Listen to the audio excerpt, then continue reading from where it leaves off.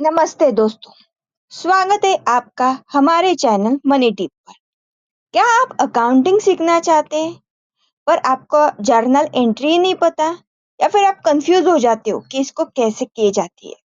तो आज हम सीखेंगे सिंपल एग्जांपल के साथ कि जर्नल एंट्री कैसे पास की जाती है।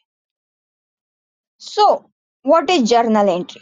जर्नल एंट्री मीन्स किसी भी फाइनेंशियल ट्रांजैक्शन को रिटर्न में रिकॉर्ड करना। ये डेबिट और क्रेडिट के फॉर्म में रिकॉर्ड की जाती है। अकाउंटिंग में डबल एंट्री सिस्टम होता है, मतलब हर ट्रांजैक्शन के दो पहलू होते हैं। एक चीज मिलती है और दूसरी चीज जाती है।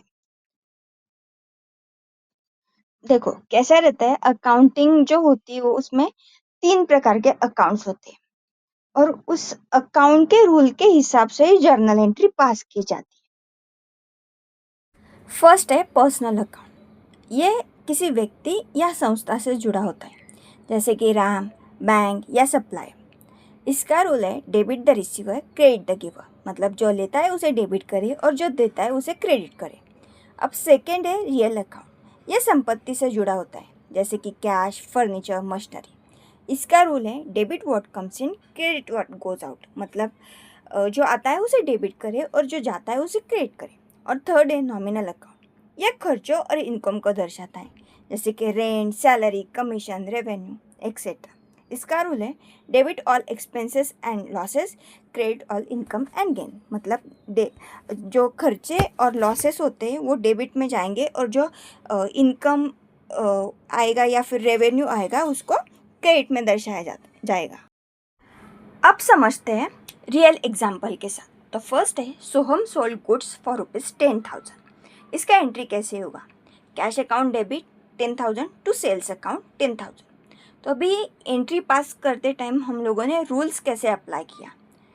तो देखो, कैश कम्स इन, मतलब कैश में सेल किया है तो कैश हमारे पास आ रहा है, तो इसमें रियल अकाउंट का रूल लागू होगा, इसके लिए इसको डेबिट किया।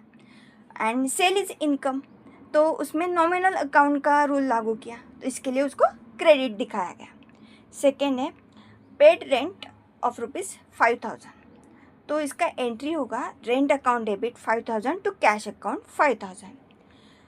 तो रेंट हम लोगों ने देखा कि रेंट जब एक्सपेंसेस होता है तो उसको डेबिट किया जाता है नॉमिनल अकाउंट के हिसाब से। तो रेंट एक्सपेंसेस है, इसके लिए इसको नॉमिनल अकाउंट का रूल लागू किया और इसको डेबिट किया गया। और टू कैश जो हमारी वो जा रही है तो इसको भी रियल अकाउंट का रूल लागू होगा, इसके लिए उसको क्रेडिट किया गया। फिर थर्ड है bought goods on credit from of ₹15,000। हम लोगों ने गुड खरीदी किया राम से, वो क्रेडिट पे किया गया है, तो इसका एंट्री होगा purchase account debit 15,000 to Ram account 15,000।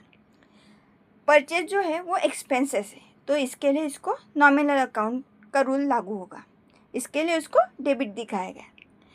And Ram is giver, Ram ने हम लोगों को गुड दिया है, तो इसको पर्सनल अकाउंट का रूल लागू होगा, तो इसके लिए इसको क्रेडिट किया गया।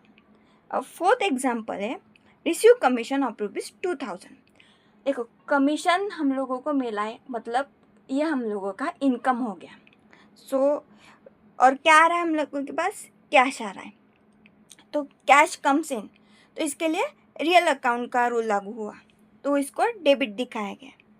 और जो कमीशन है वो इनकम है, तो ऑब्वियसली इनकम को नॉमिनल अकाउंट का रूल लगेगा, इसके लिए इसको क्रेडिट दिया गया। सो दोस्तों, ये आपको समझ में आ रहा होगा कि ये सब रूल्स के हिसाब से ही काउंटिंग होता है।